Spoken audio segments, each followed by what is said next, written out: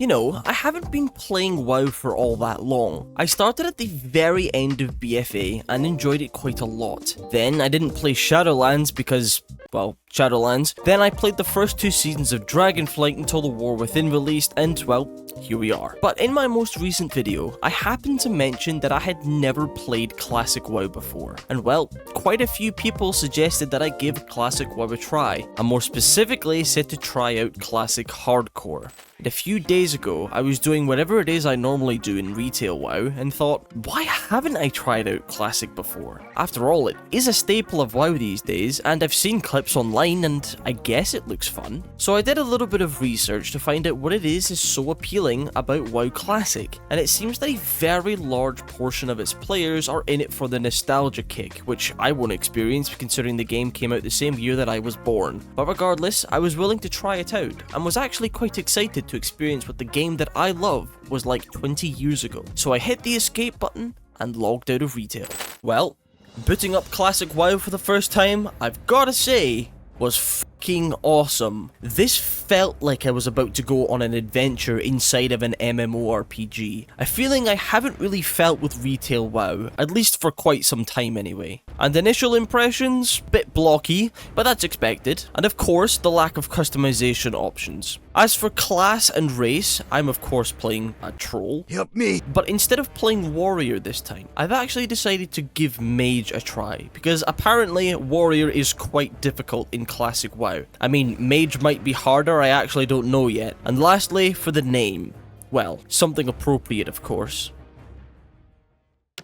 Loading in for the first time, I was of course expecting to be dropped off at the beach in the Echo Isles, because that's where the trolls spawn in retail WoW. But no, we were thrown into the Valley of Trials with all of these smelly orcs.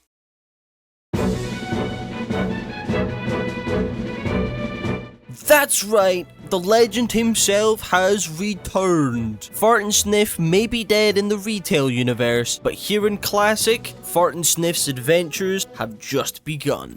Well, Fartinsniff was on his way with his first quest, which was the difficult task of murdering pigs. For the first couple of mobs, the combat seemed pretty identical to how retail would be at this stage in the game. You know, cast fireball. And I didn't realise the mega difference between retail combat and classic combat until I happened to glance at my mana bar. In retail, I can pretty much cast as many fireballs as my fingers will let me without worrying about mana. But in classic, every single spell consumes a third of my mana bar. So what do I do when I run out of mana? Well, of course, I whip out my granddad's old walking stick and start beating things to death. Obviously, I did realise pretty quickly that auto-attacking means a lot more in Classic WoW, with the combat sometimes resulting to nothing but staring at my screen and letting my character whack things. So how do we get around this problem? Well, as a mage, I do have the ability to conjure food and water, which would allow me to replenish my mana quicker between mobs. The only slight issue with that is that I cannot unlock that until level 4. So I decided to keep track of lots of small objectives along the way,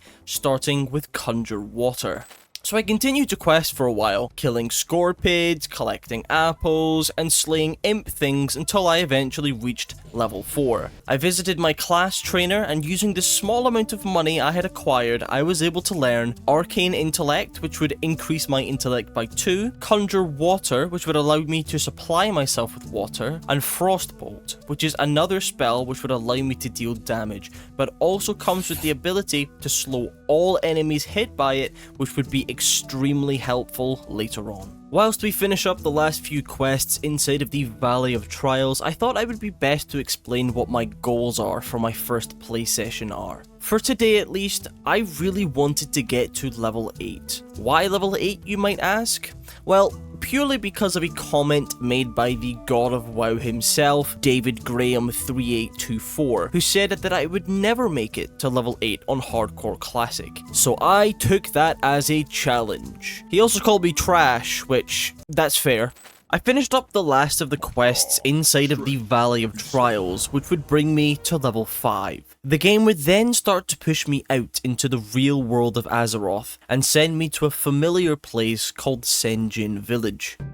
This is our first villagey type place, with lots of vendors, class trainers, as well as a herbalism trainer and an alchemy trainer. I actually expected most things to be different than retail, but so far, the scenery remains pretty much the same. The only difference in Senjin Village was that there was no taxi service here.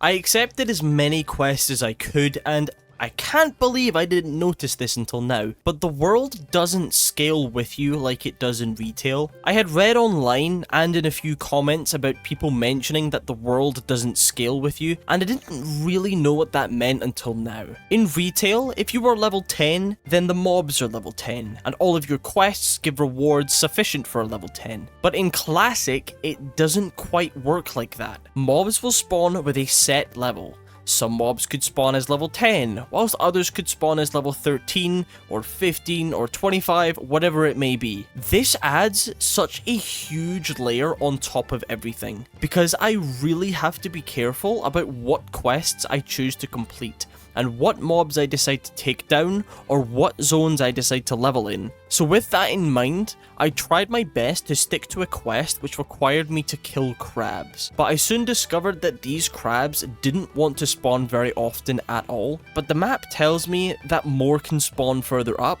so I decided to venture up there a bit, which would lead me to another familiar location, called Tiragard Keep. This once again looked very similar, except this time there is no sharpshooters, and instead we have sailors. And whilst passing, I happened to notice that there was a quest giver inside, so naturally I wanted to venture inside and accept this quest. But almost immediately after trying to get closer, I did the one thing that all Classic players fear. I pulled 2 mobs. But it was alright, because with the help of Frostbolt, I was able to run away until one of the mobs lost aggro. And with that crisis averted, I continued on my journey into the dark depths of Tiragard Keep, until I came across a small box with a question mark over it. But when I tried to accept the quest, it stated that I required the Benedict's key, so I went back inside to kill Lieutenant Benedict and steal his key. And I just thought that this was such a cool mechanic. You know, you want this quest? Well, go kill this mob and get the key. Almost like a mini quest before the actual quest itself. And luckily, the quest given was the simple task of returning the letter to someone inside of Razor Hill, which to me spelled out free XP. So I jumped behind the keep to finish my crab killing quest, which took 25 minutes by the way, and then headed over to Razor Hill.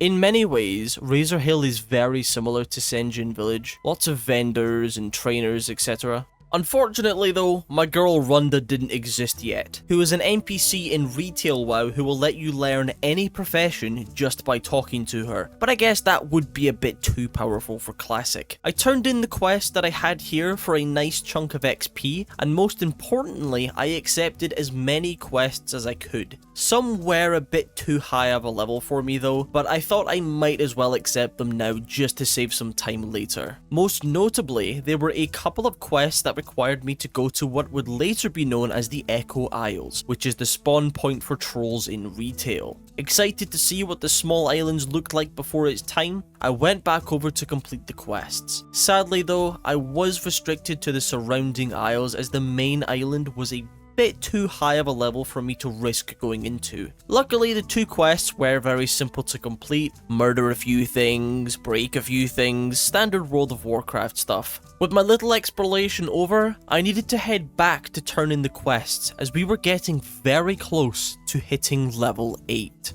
Upon arriving back at Razor Hill, I had one last quest to turn in, which is the quest that tipped me over into level 8.